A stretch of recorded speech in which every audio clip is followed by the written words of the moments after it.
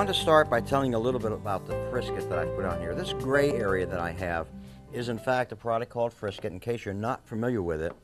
And it's sort of like a rubber cement consistency. And what you do is you can either paint it on or you can splatter it. I've done both. So I've painted some on here and then I splattered some areas well. I would recommend to you that you use at least a number 8 round brush or a number 10 round brush.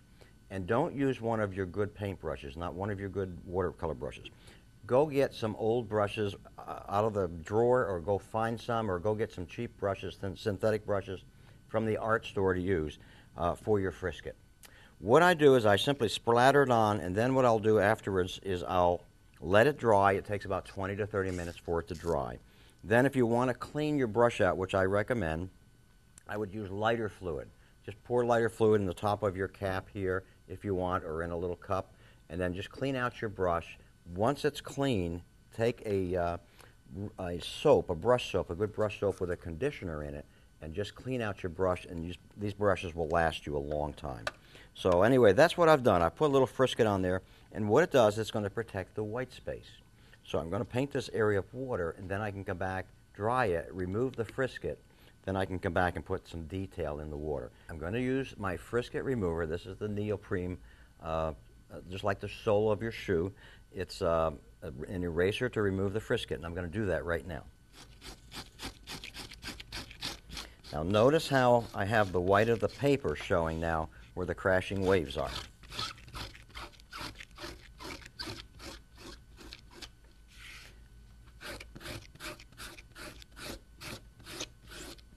Now notice where I have a lot of hard edges. I've got a solution for that. There's a couple of ways of creating soft edges. That's one of the things about Frisket. It will leave some hard edges, but there's a way around that, and I'll show you. One thing is I can just take color on my brush and just soften some of the edges on it, but there's another way that I can do it. Let me show you that. I'll take some Q-tips, just regular old Q-tips, and what I'll do is I'll dip them in water. Let me get some clean water. I'll dip them in water, and then what we'll do is soften some of those edges. So watch what I do now. Have a tissue ready and a Q-tip.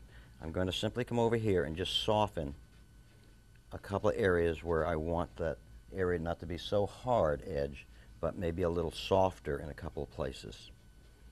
Now what I would suggest to you, see how the color is coming out on the Q-tip. What you want to do is don't be a cheapskate now. Make sure that you use a lot of these Q-tips, because if you don't, all you're going to do is start rubbing the color back into the paper. You don't want to do that. So just take it, soften some edges. Now, this part takes a little while.